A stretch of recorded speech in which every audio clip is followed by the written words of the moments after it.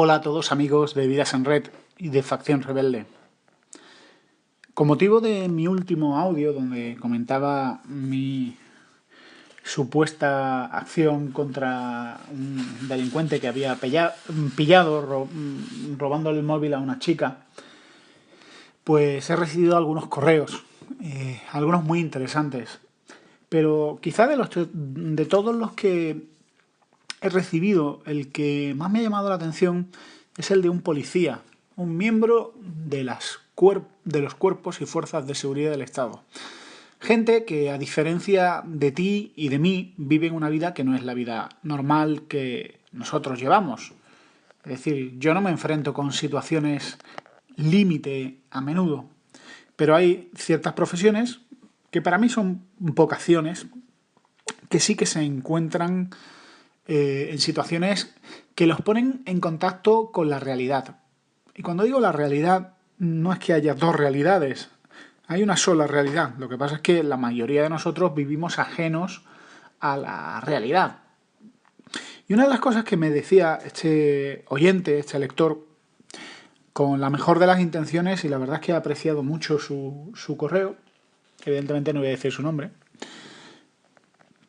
por respeto a él y por mantener la privacidad, casi nunca lo digo, a no ser que expresamente alguien me diga que sí, que sin problema, es que vivimos en un sistema garantista. Es decir, el sistema a nivel judicial, a nivel penal, que vivimos aquí en España es un sistema inmensamente proteccionista, no con la víctima del delito, sino con el autor del delito. Es decir, bajo todos los conceptos se procura que las libertades y los derechos del delincuente se protejan. Por ejemplo, lo que hice yo la semana pasada, si los policías se hubieran atenido estrictamente a la ley, o mejor dicho, si el delincuente me hubiera denunciado por detención ilegal, y simplemente lo estaba agarrando mientras venía la policía, pues un juez me hubiera aceptado la demanda, porque yo estaría vulnerando sus derechos, ya que solo un agente de la policía podría detenerlo, mientras, para ser procesado, pero no un ciudadano normal y corriente. Esto es lo que decimos cuando se afirma que vivimos en un sistema en el que se garantizan los derechos, por encima de todo, los derechos del delincuente, no tanto de la víctima. A mí me asombra mucho que en Estados Unidos, países como Estados Unidos, que todos los vemos hipercríticos, no, qué barbaridad, fíjate, que si las armas de fuego, que ese es otro tema, que si las armas de fuego sí, las armas de fuego no, etcétera, etcétera. Resulta que alguien entra en tu casa a robar y si tú le disparas o le atacas, pues tu acción no se pone en entredicho. En cambio, yo recuerdo aquí que salió una noticia hace varios años, un tipo que vivía en una casa en la que habían entrado varias veces a robar. El hombre vivía con su esposa y creo que con su hija, pues en una de estas entraron a robar y el dueño de la casa cogió un cuchillo de la cocina y se lo clavó a uno de los atacantes. El hombre fue procesado judicialmente porque, claro, ¿qué podía haber hecho? Pues eso no. Según me recomendaba el policía que me escribió, pues yo como ciudadano, digamos lo correcto, lo legal, es que memorice cómo iba vestido, los rasgos del atacante, para luego decírselo a la policía. Porque yo no tengo el derecho de retenerlo, ya que eso es una detención ilegal. Y efectivamente, esto es así. Yo estudié algo de derecho y esto es así. Otra cosa es que sea justo. Y esto es una cosa que a la mayoría de nosotros Evidentemente a un político no, a un político se le va a llenar la boca diciendo que nuestro Estado de Derecho garantiza a los detenidos, que bla, bla, bla, y me parece muy bien. Yo creo que evidentemente la ley debe tener límites para evitar de situaciones como puede ser un abuso de autoridad o los derechos humanos, o todas estas cosas en las que todos creemos. Lo que me parece muy falto de ética, aunque sea legal, pero falto de ética, es que nuestro sistema esté hecho para proteger al delincuente. Por ejemplo, ¿cuál es el propósito del sistema penal y del sistema penitenciario?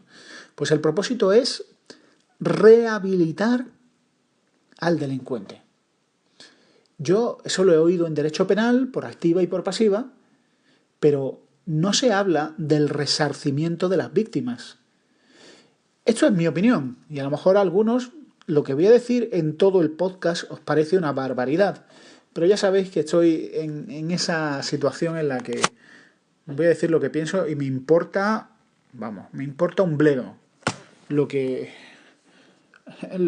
las consecuencias que pueda haber. Yo creo que el sistema penal y penitenciario debería de existir para hacer justicia a la víctima. Por supuesto, la rehabilitación debería ser uno de los fines del sistema penal y penitenciario, pero no debería ser el principal. Nunca, nunca. Porque parece ser que nos olvidamos de lo vulnerables que son las víctimas, de la poca atención que se le prestan y de lo que es el hecho de la justicia en sí. Claro, podemos hacer una lectura, ¿no? Y esta es una reflexión que hablando con amigos nos hemos hecho pues esa misma reflexión. En España, muchos de nuestros males, yo creo que muchos, se deben a la dictadura del señor Franco. Mi abuelo les llamaba la dictadura de los militarotes. Bueno, esto no es una falta de respeto a los militares, sino a esos militares que se hicieron con el poder. Bueno, no voy a entrar en tema de la guerra civil, que eso sería para otro episodio, pero lo que quiero decir es, hemos vivido, bueno, yo no lo he vivido, pero muchos han vivido años durísimos de muchísima represión en todos los sentidos, Y estoy seguro que muchísima más gente puede aportar muchísimas historias de injusticias que se cometieron. Un régimen autoritario, un régimen que iba amparado por la Iglesia Católica Romana, que sacaba bajo palio a los dictadores. ¿Qué es lo que ha producido este régimen que además iba de españolista, sacro y autoritario? Pues lo que ha provocado es justo lo contrario. Una reacción muy visceral y en contra de la Iglesia de Roma, que yo creo que su parte de culpa tuvo, que duda cabe. Aquí podríamos decir algunos, bueno, pero es que hubo católicos que se oprían. Claro que sí. Pero yo estoy hablando de la institución, no estoy hablando de las personas. A mí las personas me merecen mucho respeto, pero la institución ahí no estuvo a la altura de las circunstancias, en absoluto. Luego, un régimen de represión policial, vulneración de derechos individuales, colectivos, se restringieron derechos de manifestación, de asociación, se restringieron bastante derechos de libertad religiosa. Yo tengo amigos que, como no querían casarse un señor amigo mío, que ya falleció, que como no quería casarse por la Iglesia Católica Romana, pues no le daban la licencia para casarse. Yo conozco a mucha gente, hablo de evangélicos como yo, que como no tenían la partida de nacimiento o no querían llevarla, pues no podían aspirar a trabajos. Conozco gente de Jaén que como eran cristianos evangélicos, pues los despidieron de su profesión, que era la de maestro, y pasaron a la miseria y al hambre por sus convicciones religiosas, filosóficas o lo que sea. Por no hablar de comunistas y de otra gente ya del espectro, del arco político contrario. Todo esto ha producido, pues yo creo que un efecto contrario e insano. Por no hablar del patriotismo. Es decir, hoy en día ir por la calle con una bandera de España, hazlo. Tú, en época que no sea época de fútbol, saca una bandera de España. O el día de la Hispanidad, sal a la calle con tu familia, vete al parque y con tu bandera de España. Pues seguramente recibas muchos insultos de gente que te llamen fascista y cosas peores. ¿Por qué? Pues por reacción contraria. En otros países no ocurre. Entonces, bueno, todo esto lo estoy resumiendo para decir que a nivel penal, pues nuestro sistema penal de la transición, y la transición la pongo entre comillas, porque dudo que haya habido una transición como tal, lo que ha habido es otra cosa, pues está muy influenciado por el movimiento pendular del franquismo a esta democracia que protege tanto. Quiero hacer mención de algo que aquellos que hayáis visto el programa de Redes, un programa de la televisión española, se mencionó. Para mí es un programa épico, un programa muy importante. Muy importante, que fue el programa que le dedicaron al experimento de la Universidad de Stanford. Bueno, algunos habéis leído de él. Esto es algo fascinante, amigos. Realmente fascinante. Bueno, la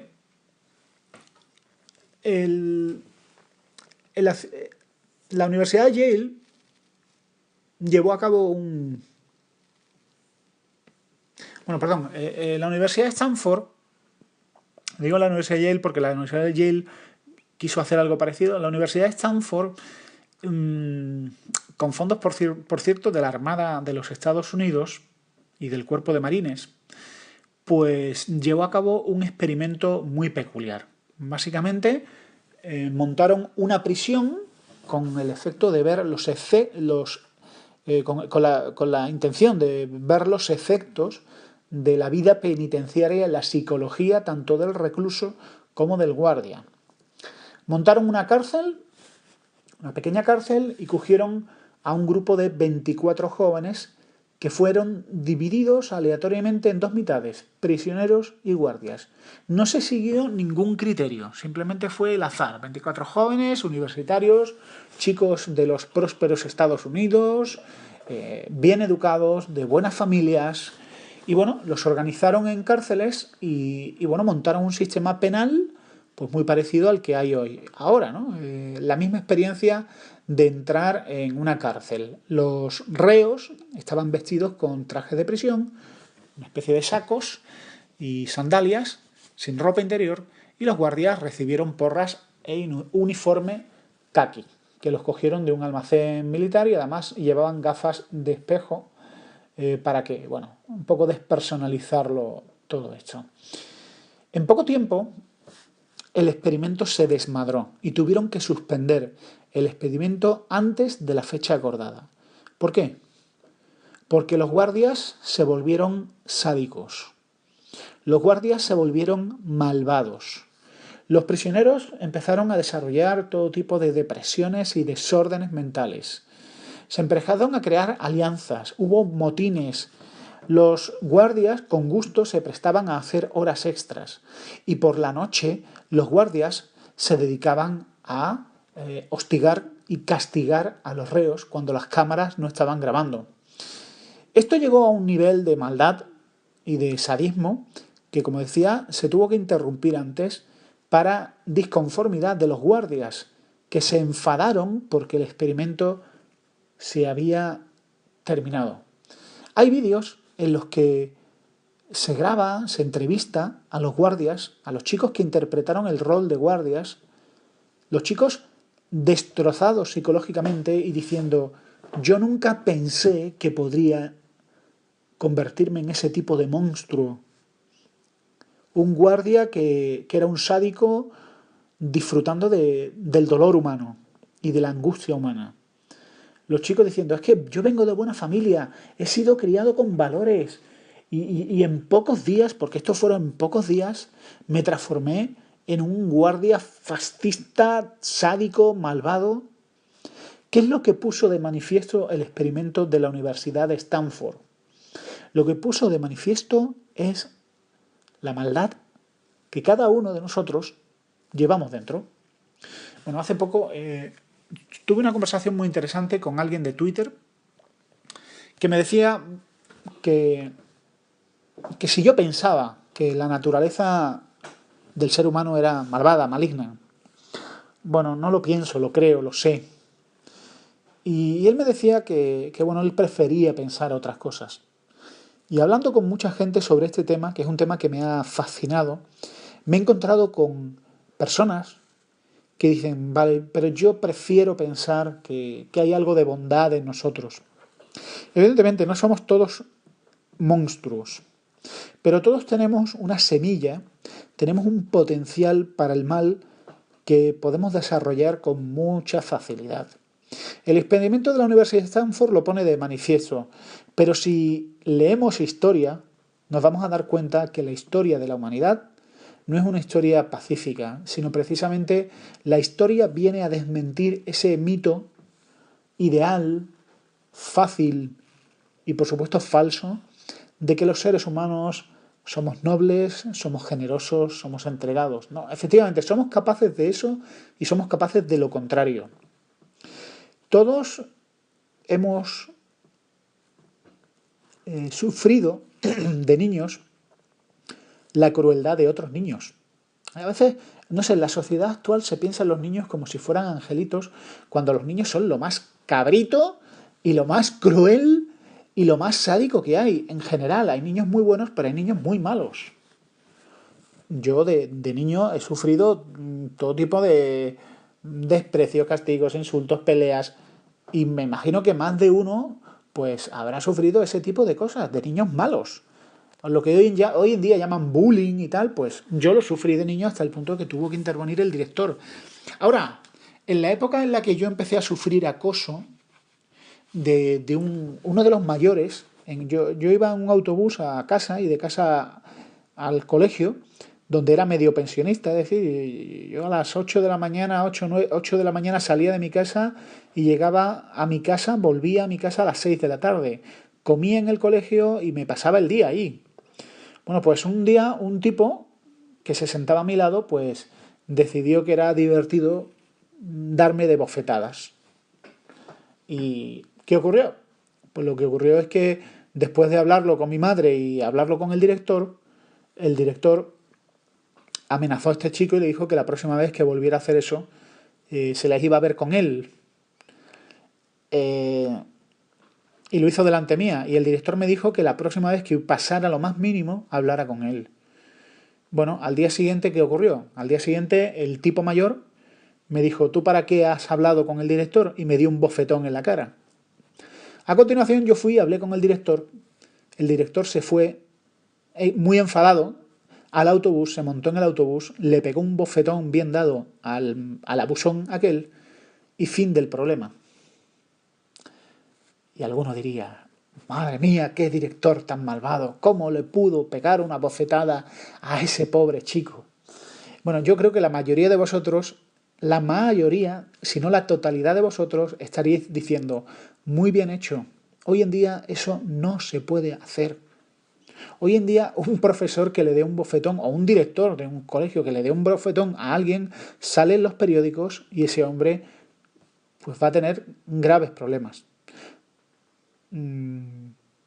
Pero, y aquí vemos las dos cosas, ¿eh? Esto me sirva como ilustración de las dos situaciones. Por un lado, la maldad y la crueldad de la gente y por otro lado, un sistema cándido y proteccionista que no pone fin a los problemas que tenemos hoy aquí. O sea, ¿cuál era la solución para este chico, para este abusón? Un psicólogo que le diera una charla, que le pidiera que hiciera un dibujito, oye, no tienes que hacer esto, ¿cómo crees que se sentiría? Seguramente eso le sería de alguna ayuda, pero yo creo que aquel bofetón seguramente le salvó la vida a aquel imbécil de seguir siendo cruel, porque además que la gente cruel va a más. Los niños ya manifiestan esa tendencia natural al sadismo y a la crueldad. Ayer domingo un amigo mío, un buen amigo mío, me contaba cómo su hijo pues tenía unas compañías muy malas y el padre pues estaba intentando que el muchacho no se asociara con dos tíos que eran realmente problemáticos. Estos chicos, estoy hablando de niños, de verdad, estoy hablando de niños de unos 8 o 9 años, 8 o 9 años. La tomaron con un chico de la clase que era gordito y encima latino. No estoy diciendo nada, o sea, simplemente estoy poniendo de manifiesto dos situaciones que despiertan la crueldad de las peores personas, como es el hecho de ser gordito o simplemente el hecho de ser extranjero. Bueno, pues estos chicos se dedicaban a insultarlo, a pegarle, de todo. ¿Qué pasa aquí? ¿Somos tan buenos como nos pesamos? Eh, Todos hemos visto también, seguro que más de uno, ha sufrido el fenómeno del jefe cruel o tirano. Gente que tiene un poco de poder y se crece ante el poder. Yo he tenido, durante 12 años, he estado disfrutando de lo que ha sido un jefe, un director, que era un tirano, un tipo colérico, violento, faltón, y bueno, yo me enfrenté a él y conmigo siempre intentaba ver hasta dónde podía llegar, pero teníamos una bronca que le paraba los pies, pero que para mí era desagradable, pues soy un tío pacífico, pero tenía que enfrentarme con él. Con los que podía y los que se dejaban, pues seguía abusando de ellos con un sadismo tremendo. Una mala persona, una mala persona. También hay hombres que maltratan, que son hombrecitos normales, que en su trabajo son estupendos, su familia, ¿quién lo diría? Pero cuando tienen un poco de poder con una mujer, pues lo emplean a fondo, tanto a nivel psicológico como físico. Y no son pocos, ¿eh? Hay muchos, muchos, muchos maltratadores. ¿Y qué problema hay ahí? Bueno, eh, pues el problema, bueno, hablaré un poquito más adelante del problema. El problema es que hay gente que tiene esa tendencia y como se recree en ella, eso va a ir a más. Pensad en el asunto, un asunto que a mí como alguien que disfruta de la compañía de dos gatos y me gustan mucho los animales, pues el asunto de la tortura de los animales. Estos imbéciles que se graban por internet, matando gatos, asfixiándolos, prendiéndoles fuego, apaleando a un perro. Hemos visto escenas de todo tipo. Esta gente que hace esas barbaridades con animales, que son delitos, y ojalá el Código Penal fuera más duro con los que torturan y dañan a los animales. Ojalá el Código Penal fuera más duro, porque el que comienza torturando o asfixiando a un gatito o tirándolo a un río para que se muera, ese tipo, tarde o temprano, lo va a hacer con personas.